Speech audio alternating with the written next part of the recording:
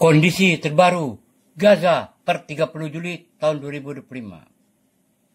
Seperti dilaporkan oleh berbagai badan PBB dan lembaga internasional. Situasi kemanusiaan dan kelaparan. Gaza kini berada di ambang kelaparan yang meluas. Menurut IPC, FAO, WHO, beberapa wilayah telah melewati ambang kelaparan, khususnya Gaza City. Ribuan orang didiagnosis malnutrisi akut. Banyak di antaranya anak-anak dan wanita hamil. UNICEF melaporkan 1 dari 10 anak yang diperiksa di klinik UNRWA mengalami malnutrisi. WHO melaporkan lonjakan kematian akibat malnutrisi dengan angka kematian tinggi pada anak di bawah 5 tahun serta ibu menyusui yang kekurangan gizi. Air, sanitasi, BBM. Sekitar 95% rumah tangga tidak memiliki akses air yang memadai untuk minum, masak, atau kebersihan dasar. Krisis BBM sudah kritis sejak Juli, mengancam operasi rumah sakit, sistem penyulingan air, ambulan, dan sanitasi umum. Layanan kesehatan dan fasilitas. Sekitar 84% fasilitas kesehatan rusak atau hancur, dan hampir semua rumah sakit bekerja sangat terbatas karena kekurangan BBM dan suplai medis. Di Al-Ahli Arab Hospital yang jadi pusat medis utama di Gaza City, para dokter terbatas operasional, 20-35 operasi per hari untuk sekitar 150 pasien rawat inap.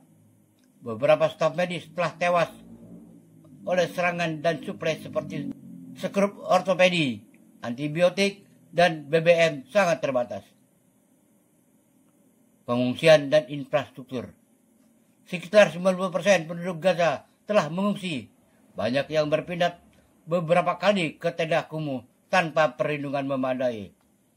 88-90% wilayah kini berada di zona militer Israel atau berada di zona evakuasi, membatasi akses bantuan dan mobilitas warga. Kekacauan sosial dan keamanan. Kekuasaan Hamas dilaporkan menurun drastis. Sekitar 80% wilayah Gaza kini berada di bawah kontrol militer Israel atau kelompok bersenjata lokal, memicu kekacauan hukum, kekerasan antar fraksi, dan perpecahan sosial. Dampak kemanusiaan dan kebijakan internasional. Kematian tercatat lebih dari 60.000 orang, termasuk puluhan ribu anak. Sejumlah lainnya masih tertimbun reruntuhan. Negara-negara besar dan lembaga internasional mendesak agar blokade digulung, koridor kemanusiaan dibuka, dan gencatan senjata diberlakukan. Upaya seperti pengiriman udara dari Jerman, Prancis, dan Inggris dianggap tidak mencukupi. Dapat disimpulkan bahwa Gaza kini menghadapi bencana kemanusiaan terburuk dalam sejarah modernnya.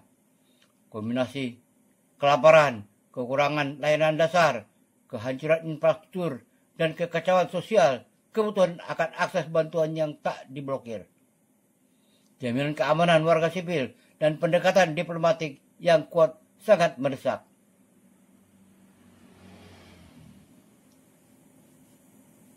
Berikut adalah gambaran menyeluruh mengenai dampak lingkungan di Gaza per bulan Juli tahun 2005, terutama terkait kerusakan infrastruktur lingkungan, kualitas air, limbah bahaya, dan risiko kesehatan.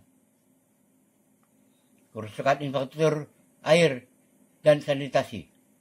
Lebih dari 80-5% fasilitas air minum, jaringan pipa, sumur, dan instalasi desalinisasi, serta pengolahan limbah telah rusak atau hancur. 5 dari 6 instalasi pengolahan limbah padat sudah tidak berfungsi, sementara 73 dari 84 pompa limbah rusak total, menyebabkan raw sewage mengalir ke pemukiman dan sumber air bersih. Setiap hari, lebih dari 120.000 sampai 130.000 meter kubik air limbah tak terolah dibuang langsung ke laut Mediterania dan lingkungan sekitar.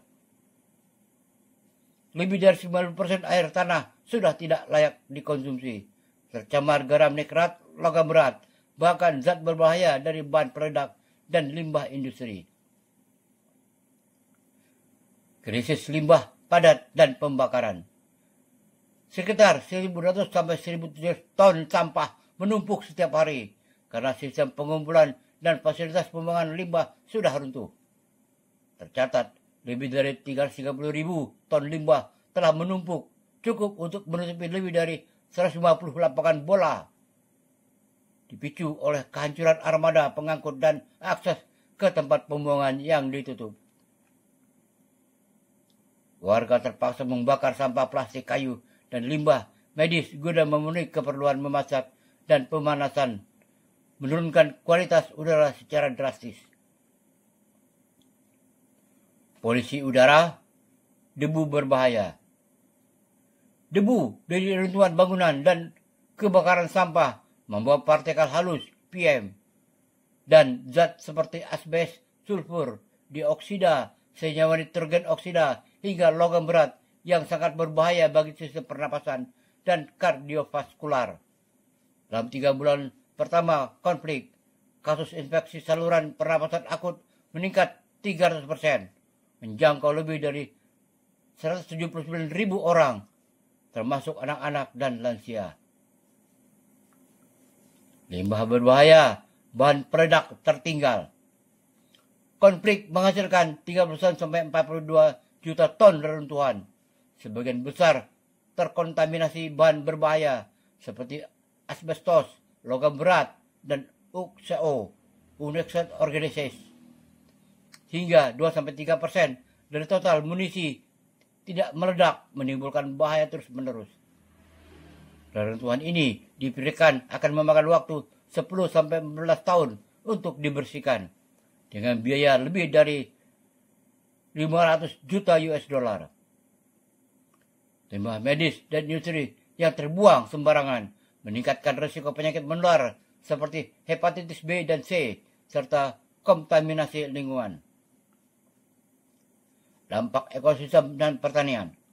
Sekitar 25-81% lahan pertanian dan hilir wadi Gaza telah rusak, menurunkan produksi pangan dan memperparah food security.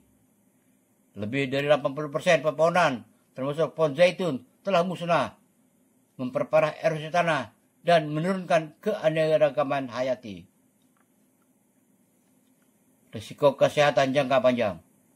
Wabah hepatitis A, diare, kolera, dan polio meningkat tajam. WHO melaporkan 40.000 kasus hepatitis A dalam 10 bulan pertama perang, dan virus polio tipe 2 terdeteksi dalam limbah cair mulai Juni tahun 2024. Paparan jangka panjang terhadap kontaminan kimia, termasuk logam berat, bahan peledak, dan zat teratogenik meningkatkan risiko penyakit kronis, cacat lahir, dan masalah reproduksi yang memerlukan intervensi medis luas. Kebutuhan pelayanan kesehatan menjadi bertambah berat di tengah sistem medis yang sedang kolaps dan kekurangan tenaga serta infrastruktur. Kesimpulan, dampak lingkungan di Gaza telah menciptakan krisis lintas sektor, disebut sebagai bencana lingkungan dan kesehatan berkelanjutan. Setiap elemen dari sistem WASH, water sanitation, hygiene, waste, ekosistem, hingga kesehatan publik mengalami kekacauan yang memperdalam krisis kemanusiaan.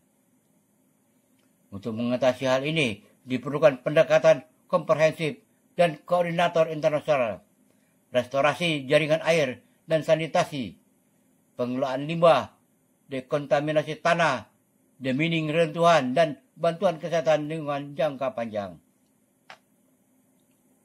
Kondisi terbaru mengenai bantuan kemanusiaan yang masuk ke Gaza hingga akhir Juli tahun 2025. Bantuan masuk Gaza, apakah sudah ada? 1. Jalur bantuan melalui darat dan udara. Truk bantuan dari Mesir mulai masuk, terutama melalui perbatasan Karam Abu Salem, Rafah, menuju selatan Gaza, sekitar 26 Juli tahun 2005, menyusul tekanan internasional untuk membuka koridor bantuan. Israel juga melaporkan program airdrop bantuan ke wilayah utara Gaza, termasuk tepung, gula, dan makanan kaleng, serta menyambungkan saluran listrik ke fasilitas desalinasi untuk mendukung 900.000 warga Gaza. Inggris melalui PM Keir Starmer memulai pengiriman bantuan udara airdrop dan akan mengevakuasi anak-anak sakit ke Yordania. Jerman di bawah Kanselir Merz meluncurkan airlift bantuan terkoordinasi bersama Prancis, Inggris, dan Yordania dan sedang menyiapkan konferensi rekonstruksi Gaza. 2. Operasi Gaza Humanitarian Foundation (GHF).